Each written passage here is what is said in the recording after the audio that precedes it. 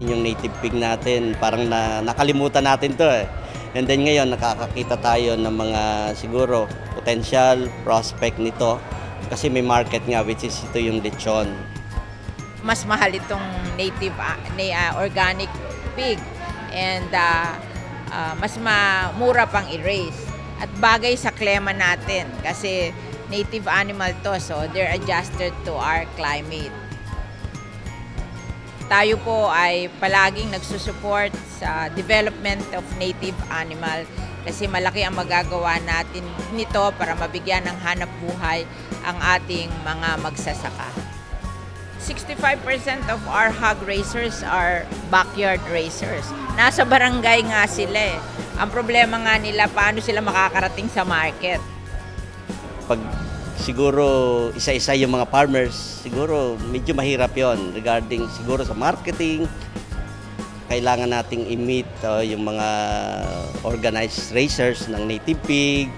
Makakatulong ito na makapag-usap sila, ano yung mga experience nila sa race, sa pag-aalaga ng native pig. Ngayon yung nagaganap yung unang Native Pig Summit na ino-host nga ng Philippine Native Animal Development Program.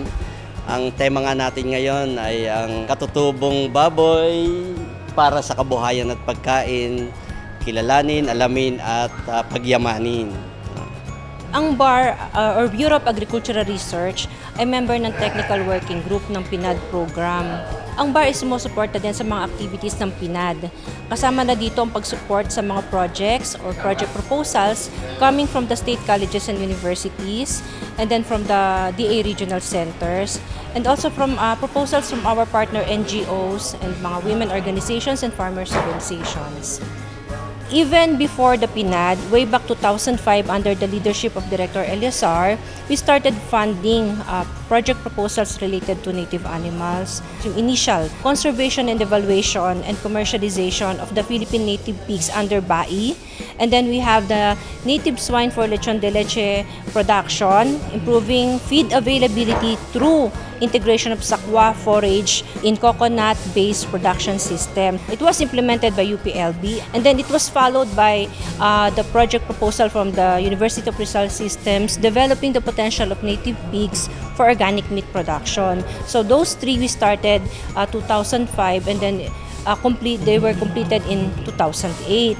And then from there, we started with funding further of projects related to commercialization, which includes processing of native pig meat and skins for livelihood projects. So with that, as of now, we have 13 completed and ongoing projects related to native pig production.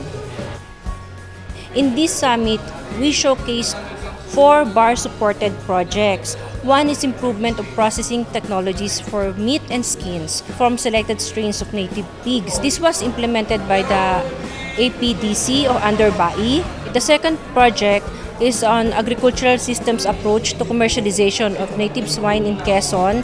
It was implemented by the University of the Philippines, Los Baños, under the leadership again of Dr. Jean Bulatao.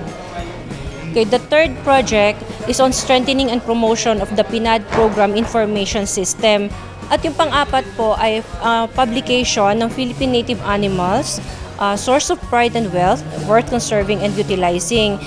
This was published by Dr. Rene C. Santiago, and Angel Lambio, and Karen Dimaranan. So this was funded by BAR for IEC purposes.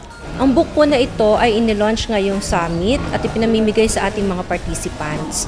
Pwede rin po kayo maka-avail nito sa Bureau of Agricultural Research or sa Office ng National Swine and Poultry Research and Development Center. Meron din tayo mga dito, pamimigay yung mga Tricantera, Gabing San Fernando, mga seedlings and cuttings na pwede nang iuwi ng mga farmers natin ngayon para makatulong na maging makabawas sa kanilang mga pag-production ng pag-aalaga ng native pig.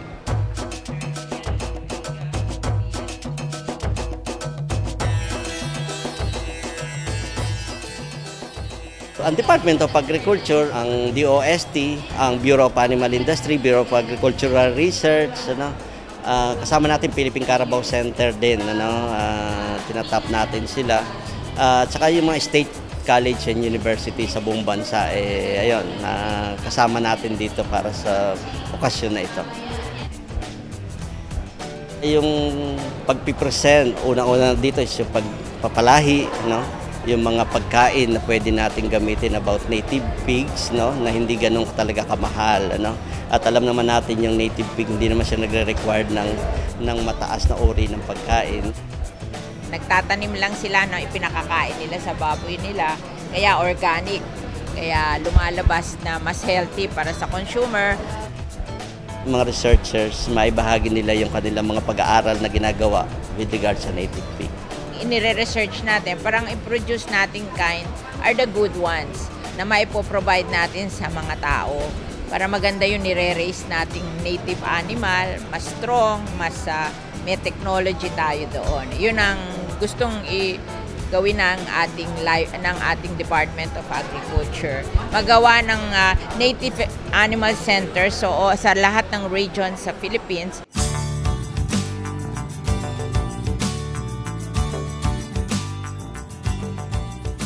Under kami sa project, yung dispersal project ng Southern Luzon State University of Agriculture by Judge Guillermo Eliazar.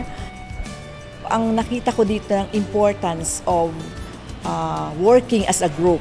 You must have an association or an established group para ma-achieve ang goal, mas malakas ang puwersa and yung identity ng group to ask for assistance sa government. And then another thing pa is itong bago kong natutunan, which is the putting up farm school. Napapaloob dito sa farm school is the livestock module, which provides technology, and at the same time, yung other aspect is the farm business module, na yun ang kailangan talaga kasi knowledge alone won't help the farmer. So ang pinaka-goal kasi is income generating. So nandito yung we can be able to learn as well as teach dun sa mga farmers. Ang association very active to communicate ano ang po pwedeng maibahagi namin other than the education, so marketing side. So, and then processing dun sa mga technology na ibinibigay ng government.